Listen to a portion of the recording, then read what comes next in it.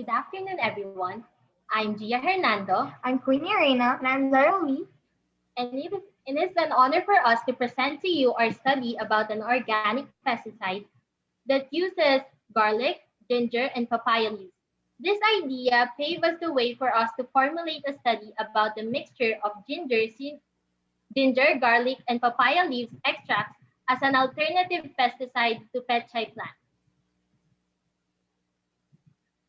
The background of this study is the chemical pesticide produce harmful effects on human beings and the environment.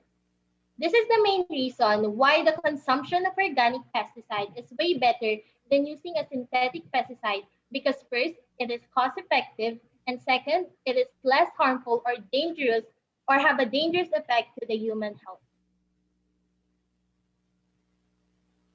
This study is intended to the local farmers, to the students, and to the future researchers. It will give the local farmers, petchay growers specifically, the idea on how to reduce infestation without compromising the agricultural produce since it has no residual effect. To the students, the study will help them find their interests and curiosities in organic pesticide. It will help them acquire new knowledge that will allow them to aid and excel in the research field. To the future researchers, the results and findings of the study will serve as a basis to improve the methods in the study or even develop new methods that will enable them to obtain better results and further improve the product. The objectives of this study is to first to determine the composition of the mixture that will be used as an organic pesticide. Second is to determine the characteristics of ginger, garlic, and papaya leaves as to its effect on the mixture as an alternative pesticide to petchay plant. Third is to determine the significant difference between 25%, 50%, and 75% of the mixture of ginger, garlic, papaya leaves with respect to the performance of the mixture as an organic pesticide.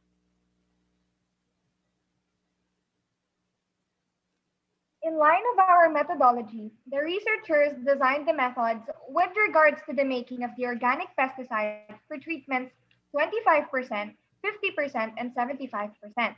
As seen in the diagram presented, in 25%, first the researchers prepared the materials needed, especially the ginger, garlic, and papaya leaves. Second, they weighed the agents in accordance to how much agents are needed to complete the solution of 500 ml. Third, the agents are chopped into smaller pieces so it will be easier for the blender to grind. Fourth, the agents were mixed together with water to obtain the extract. Finally, once the agents are fully emulsified, it is poured into a cloth to filtrate and separate the extract from the residues of the agents. Similar Similar process was followed in treatments 50 and 75%. For clarification, for clarification, the components of the pesticide for each treatment varied with respect to the amount of water and the amount of agents. As shown on Table 1, for 25% of the component of the pesticide, for 25% of the component of the pesticide are the 100 grams of ginger, 100 grams of garlic, and 100 grams of papaya leaves, mixed with 375 ml of water to complete the 500 ml solution of the organic pesticide. Meanwhile, for 50% treatment, there are 200 grams of ginger, 200 grams of garlic, and 200 grams of papaya leaves, mixed with 250 ml of water to complete the 500 ml solution. For 75%, there are 300 grams of ginger, 300 grams of garlic, and 300 grams of papaya leaf mixed with 125 ml of water to complete the 500 ml solution of the organic pesticide. Since there are three treatments, namely 25%, 50%, and 75%, the study is designed to have 3 replications for each treatment.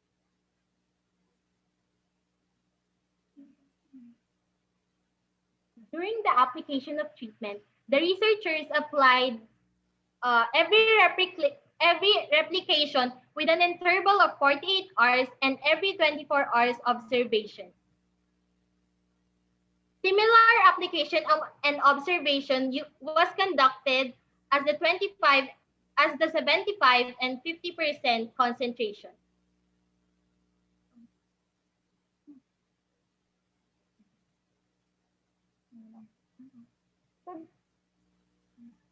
Due to the high toxicity, as seen in the presentation, due to the high toxicity of the pesticide, since it is a mixture of ginger, garlic, and papaya leaves, and these agents are full of mm, natural compounds that have high pH level. Therefore, in treatment 2, in the area of 50% treatment, plantain can no longer be harvested and propagated since it is withered and died due to dehydration.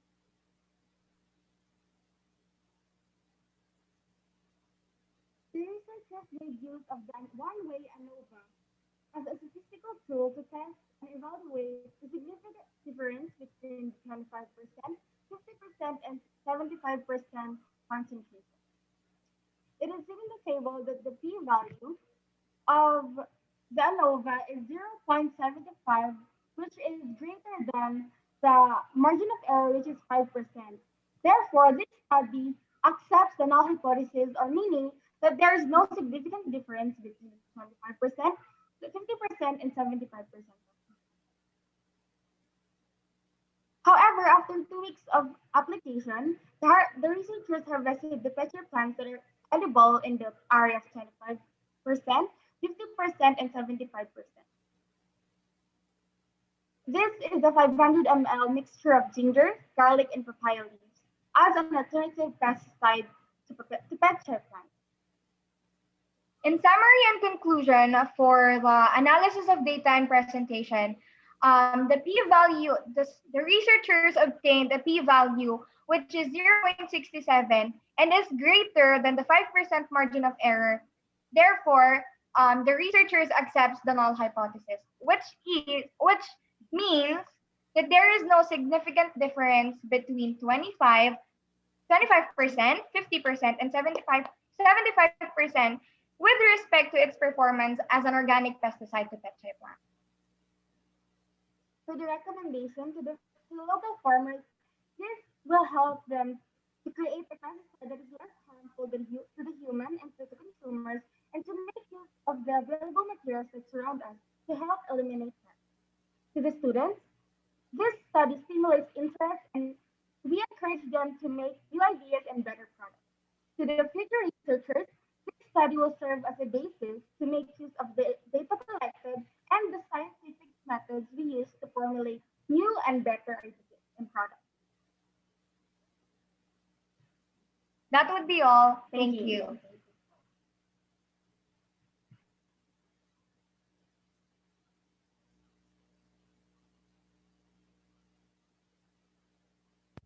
Okay, thank you so much, Group 3, for that findings.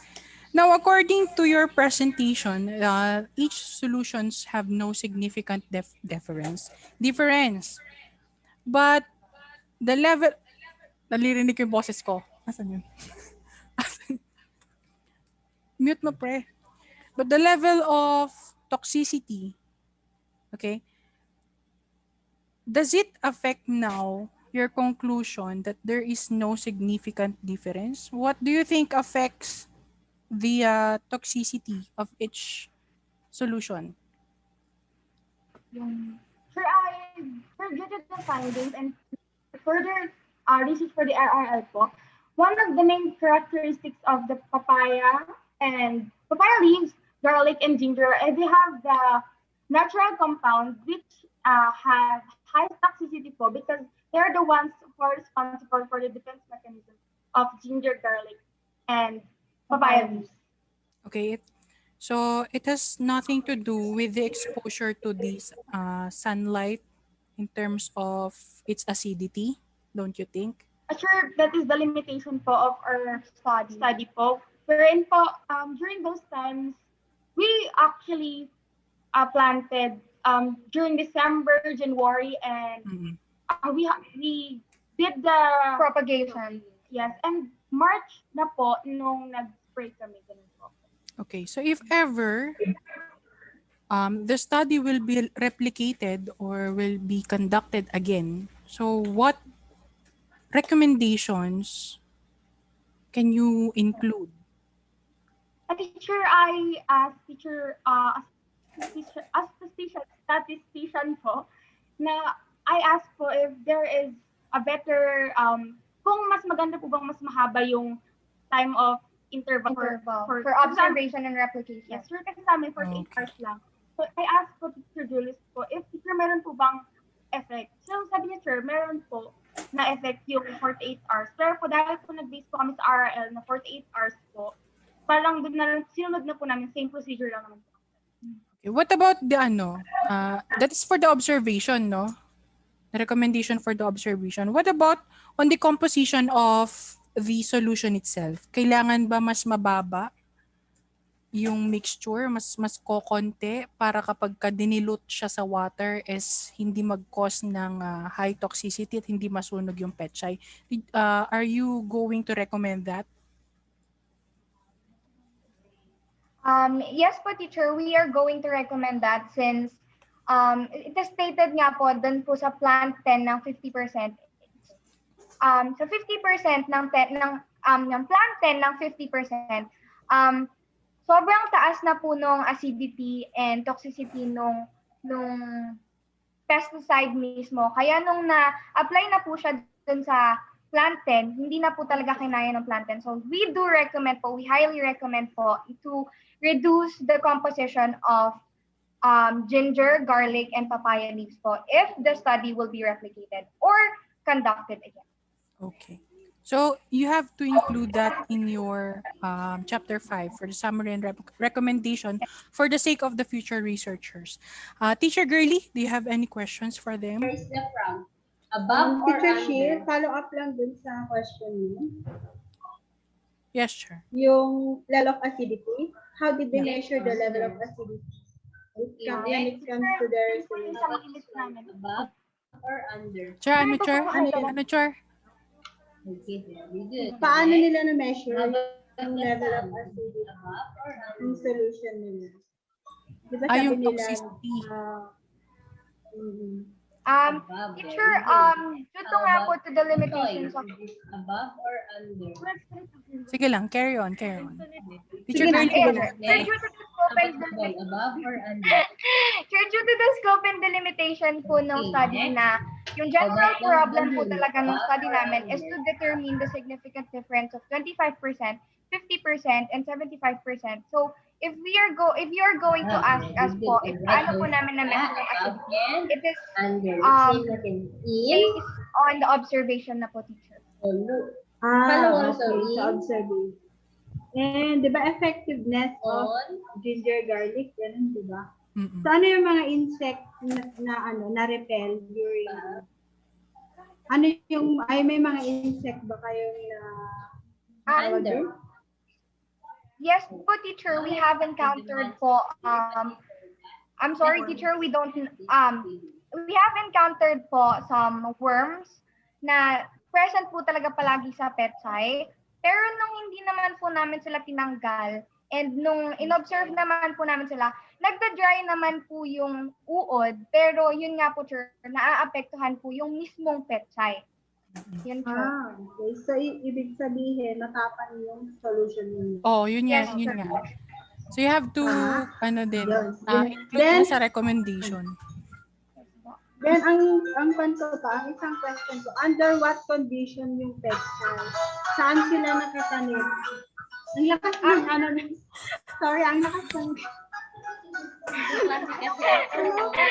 Sir, our petsai plants, sir, our petsai plants po were propagated po first po sa mga sa malaking tray lang po, and they have a distance of 1 hole, and they are na-plant po sila 3 centimeter deep. And habang lumalaki po sila, teacher, Oh, teacher Shizi, and she suggested that it is better if we transplant our plants po into garden soil in which we are going to organize them array by array. Mm-mm. So, Sa yun lang naman garden yung question ko doon. Kasi yung condition ng pechay, pwede kasi siya maka-affect doon sa inyong studies. Especially, sinabi nyo, plinant nyo yung pechay during, siguro cold season yun. December, di ba? Which is, Okay, so, mas yun lang. malaki May kasi, question pa. pag December, mas malaking Mas possibility malaki yung chance. na maka-attract yung plant ng aphids eh. Yes. Kasi wet season Lalo na siya. ang moist yung yung humid yung atin. Mm-mm. So therefore, Meron din kaya factor yung temperature. did you consider the temperature also on the factor of the effectivity of your solution? Kasi halimbawa, ginawa natin siya sa cold season and wet season. So, hindi masyadong exposed sa humidity and heat yung plant. Pero still, nadadry siya eh. So, kung magti-think tayo futuristically, Nax, ano yung magiging effect niya kapag yung pechay naman naka-plant siya summer season or may init na season. So, you have to consider that also. No, Chair? Yes, po. Oo. Tama ba ako, Chair Girlie? Yes, yun yung content. Isang Yes, factor. sir. I get your point po. So, since tapos naman na anyway and you were able to qualify the observation, just include it into the recommendation part so that for the sake of the future researchers, alam nila yung gagawin. And for your sake also, if you want to do the study again. Yes, sure. We will. Are you going to... Improve. Actually, sasabihin ko lang yung sinabi ni Sir, we will request for a product. Okay? Oh. Okay. Siguro ang recommendation din, magkaroon sila ng ratio in each Oo. component. Instead Kasi of... diba sabi nila, acidic, ratio. na lang instead of yung percentage. Sir Shibi. Gaano katapang yung Hello, ganito. Yes, Sir. Chair. Yes, Sir Emma. Ayan. Hi, good afternoon. Patingin nga ulit yung ano po. Yung harvested na pechay, patingin nga ulit. Patingin Yung, nga. tignan natin yung ano, yung comparison nila. Tignan natin. Ang swerte nung naunang group talaga eh. Tignan natin kung pwedeng ulamin. Sir Nelson? Calling Sir Nelson? Mahina daw yung connection ni Sir. Ayan, yung harvested petchay. Wait lang. Asan dyan yung ano, yung ilang percent ba yun? 25, 50, tsaka 75? 50, 75. Wait lang. Naglo-loading pa lang po. Sir, do you see your screen na po? Not yet po. Black screen actually. Black screen. Ako Black screen. Kita namin yung screen pero black screen. Ayan. Now let's start. Oh, may pa-end now pa. Asan dyan yung ano, yung 25%? Ganun na.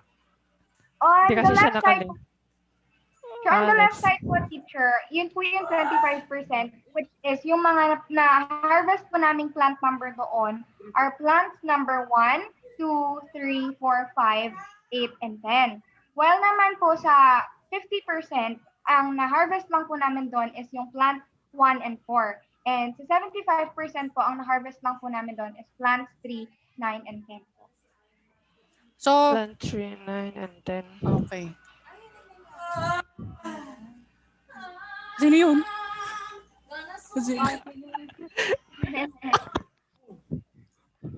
Sabi, so parang mas matino yung 25%.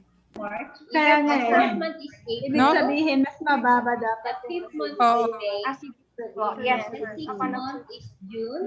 Kasi yung condition kasi noon, di ba? Oh, The yun. eighth month is Another Siguro factor. nag-affect dyan. The ninth month is Tsaka, nag-research naman siguro si Rano, Teacher Shibi, kung ano talaga yung season, good para i-plant Yes, yung pechay. sure. Parang, Actually, yung pinaka-abundant na oo, tama. pinaka-ideal na time to plant pechay is around December talaga to January. But Kasi malamig tsaka Kaso, ulan. yung February. yung pag-apply nila ng kanilang March. solution is, kailan yun? April.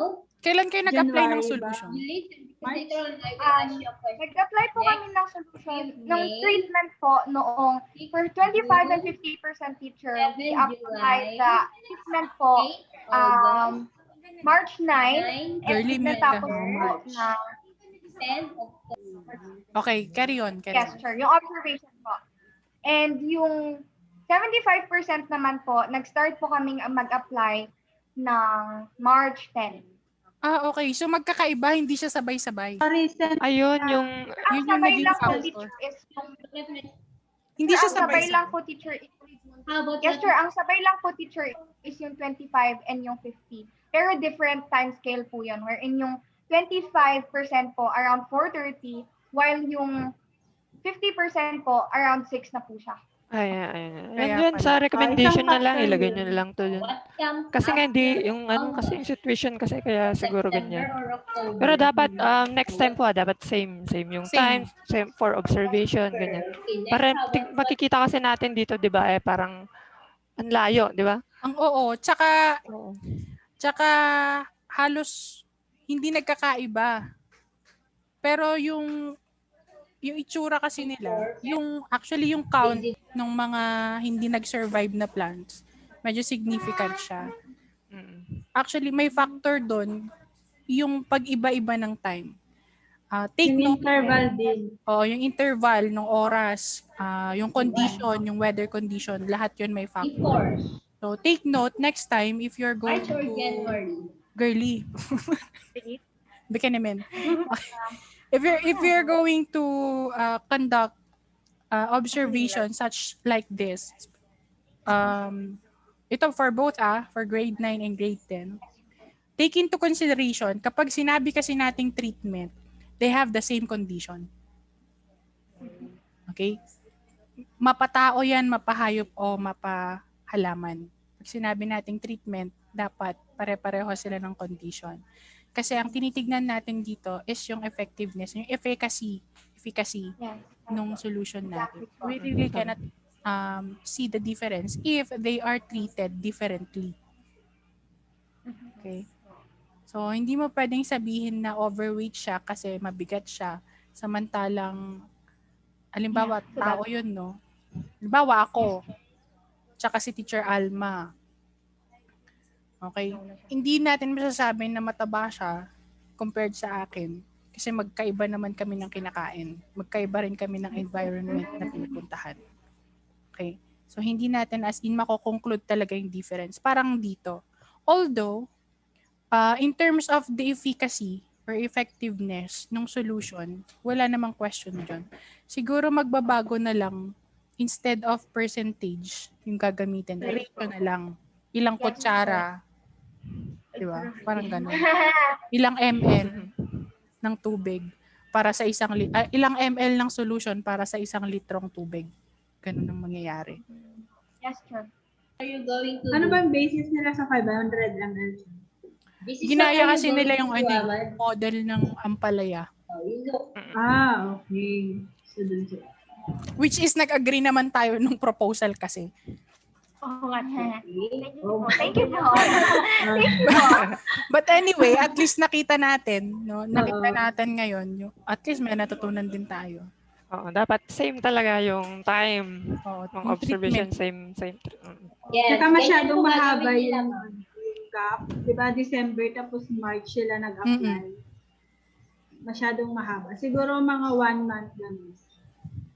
Nag-apply po kami according po sa nakuha namin is kung kailan po active yung mga Yung test apids. po ganun. Yes, Ah, sir. Hindi. Natagalan pa. February, wala pa naman pong Signs ng mga active. Wala rin po siya. Hindi po namin makikita yung efficacy Opo. ng Kasi. Oo. Okay. So, dapat yung na lang, aphids na lang pinatay namin.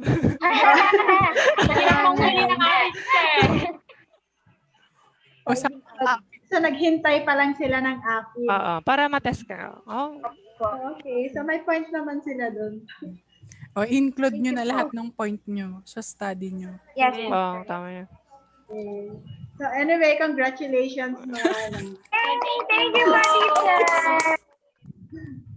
Galing. Tawa ko sa apids. Pag dumating na yung bisita, tsaka ka lang maglalatag ng pagkain. Baka later on, baka magtatanim ako ng pechay, hintayin ko pa na mayroong aphids. Oo. Bahala ka. Ay, may apids na. Spray na Kaya tayo. mag-apply na ako. Organic yung ano. Pag walang aphids, organic yung pechay. Walang pesticide. Ay, naalala ko yun. Organic daw yung halaman pag walang uod. Mali yun, baligtad. Baliktad. Mas organic yung halaman pag Yung uod Pag po may may uod. organic. May uod. Organic po ang may uod. Okay. Teachers, may follow-up. What about grade 9? May gusto kayo itanong sa mga ate at kuya? Tanong ko. Pag naman ganun. Ang itatanong nila, paano nyo kinakaya to? Ganun. nalalaman nila yung mga next. Paano nyo kinakaya? Nakakisumo ko kanina madaling araw. Anyway, Kakayanin niya. Tapos na, diba? Grade 9, DIY nyo. may SIP din kayo.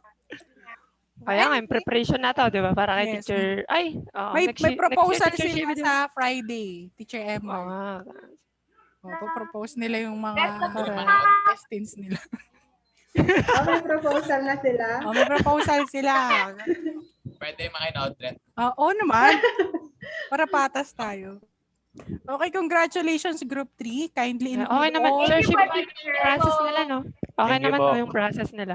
Char? Okay yung process. Okay naman yung process nila. Okay yung process. Yung ano lang, yung sa may treatment tsaka observation. Oo. Feedback ko din everything. Thank you po, teacher.